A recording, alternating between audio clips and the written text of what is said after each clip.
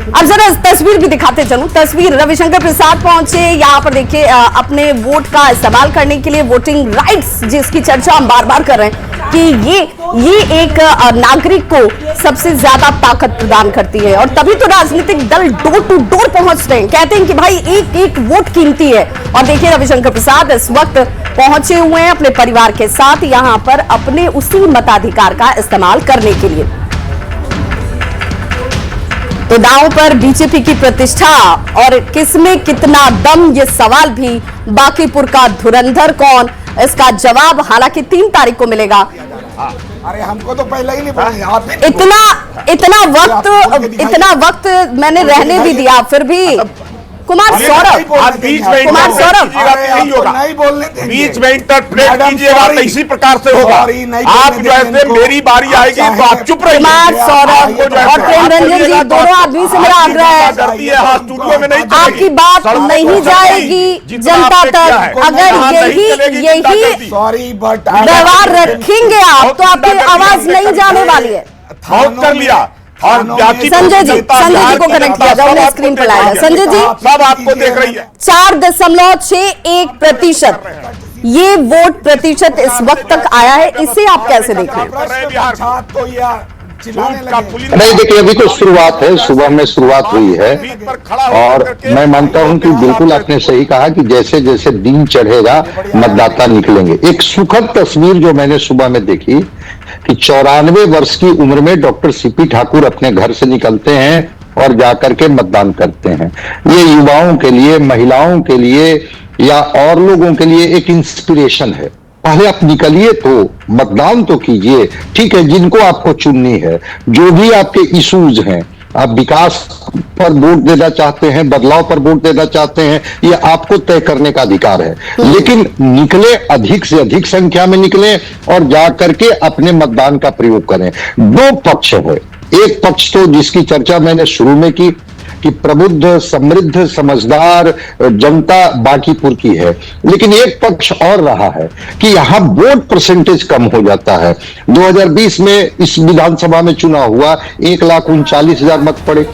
फिर 2025 में चुनाव हुआ, 1,56,000 मतदान पड़े। वोट प्रतिशत अब आने शुरू हो चुके हैं, तो जरा पहले वो भी दिखा दे अपने दर्शकों को और सीधे रुक कर लेते हैं सहयोगी राहुल का। राहुल, क्या है वोट प्रतिशत इस वक्त? बिल्कुल, तो देखिए 4.61% जो है वोटिंग परसेंटेज अब तक के 9 बजे का है। ये उम्मीद हम लगाए और ये हम भरोसा भी करें जनता पर कि ये वोटिंग परसेंटेज और बढ़ना है। तो ये 4.61% का जो मीटर है वो थोड़ा डाउन दिख रहा है, लेकिन जनता को ये समझना होगा, इस मीटर को थोड़ा चढ़ाना होगा, यानी कि वोटिंग परसेंटेज 2025 के चुनाव से भी ज्यादा हो, 40% से ज्यादा हो। मैं उम्मीद लगाकर रखे बैठे हुए, हालांकि जो पैटर्न और ट्रेंड इस सीट को लेकर के देखने को मिला है वही देखने को मिला है। काफी परसेंटेज जो है वोटिंग बाकी विधानसभा क्षेत्रों से वो यहां पर कम देखने को मिलता है। हालांकि उसी में बड़ी जीत हार का अंतर जो है वो भी निकल करके सामने आता है। 2008 की बात करें तो परिसीमन के बाद ये बांकीपुर विधानसभा क्षेत्र बना, यानी कि इसकी स्थापना हुई। इससे पहले पटना पश्चिम के ये क्षेत्र जो है विधानसभा का वो जाना जाता था, लेकिन एक जो बड़ी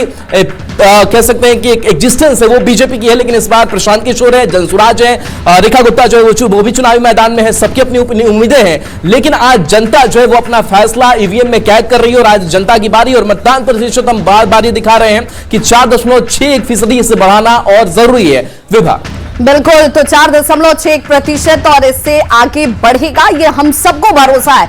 और कहते हैं कि भरोसे पर दुनिया कायम है, तो बांकीपुर की जनता पे भी हम सबको भरोसा करना चाहिए। और देख लीजिए, गोल घर और बांकीपुर का जब जिक्र होगा तो बांकीपुर का जिक्र इस लिहाज से हो कि यहाँ की जनता प्रबुद्ध है, यहाँ पर स्टूडेंट्स रहते हैं, यहाँ पर इंस्टीट्यूशंस बहुत सारे हैं और यहाँ के लोग बहुत समझदार हैं। तो 4.61% से आंकड़ा तेजी से बढ़े, यह हम बार बार अपील कर रहे हैं बांकीपुर की जनता से। लगातार हमारे साथ गेस्ट पैनलिस्ट भी जुड़े हुए हैं जिनसे चर्चा के जरिए जनता के मन और मिजाज को समझने की कोशिश की जा रही है। क्या 3 दशक से बने रहना ये जीत की गारंटी सिर्फ दे देता है, या जनता को अगर उसके लिए काम नजर नहीं आ रहा तो क्या वो बदलाव की तरफ न जाए, क्या वो अपने लिए दूसरा कोई चयन न करे? ये भी एक बड़ा सवाल बन जाता है। और इसीलिए हम कहते हैं कि बांकीपुर में धुरंधर कौन बनेगा ये जनता आज तय कर रही है। चलिए अब संभवतः सभी शांत नजर आ रहे हैं, तो अब शांत माहौल में चर्चा हो सकती है। उस पर चर्चा के लिए सौरभ, मैं आपके पास ही आ जाती हूं क्योंकि आपको बड़ी नाराजगी थी। मैं आपकी नाराजगी को संभवतः इस चर्चा को स्मूथली आगे बढ़ाने के लिए पहले खत्म करूं। सौरभ, आप कैसे देख रहे हैं? चलिए, 4.61% जो वोटिंग अभी तक हुआ है, क्या आपको लगता है कि ये बेहतरी की तरफ आगे बढ़ेगा? मेरा ऐसा मानना है कि इस बार बांकीपुर में अप्रत्याशित मतदान होगा और मेरा अनुमान है, हैप्पी के चैनल पर मैंने 2 दिन पहले कहा था कि कम से कम 5 से 10% मतदान इस बार ज्यादा होगा। हमको पता है कि उपचुनाव में खासकर बांकीपुर का जो रिकॉर्ड रहा है, खासकर जब आदरणीय दिवंगत नवीन किशोर प्रसाद सिन्हा जी के निधन के बाद जो चुनाव हुआ उसमें तो 18% वोट हुआ। लेकिन ये उपचुनाव दूसरे उपचुनावों से या अन्य चुनावों से अलग है, इसलिए कि ये चुनाव चेंजीज का चुनाव है। ये चुनाव बिहार में बदलाव का चुनाव है। ये चुनाव पहली बार 3 दशक में सम्राट चौधरी जी के चेहरे पर लड़ा जाने वाला पहला चुनाव है। ये चुनाव बिहार में 7 महीने की निरंकुश बिहार सरकार के प्रति एक जनादेश है, एक रेफरेंडम है और विशेष रूप से बिहार को एक सशक्त और मजबूत विकल्प मिले।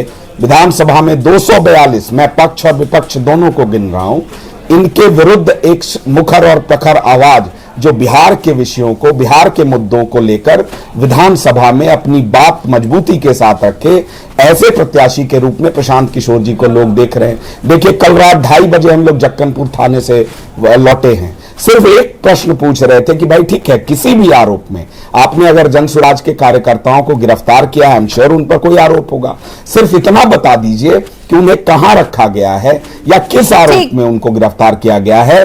4 ठीक, सौरभ, मैं लौटती हूँ। वक्त एक ब्रेक का हो गया है, मैं फौरन लौटूंगी और फिर इसी बात से, इसी नोट से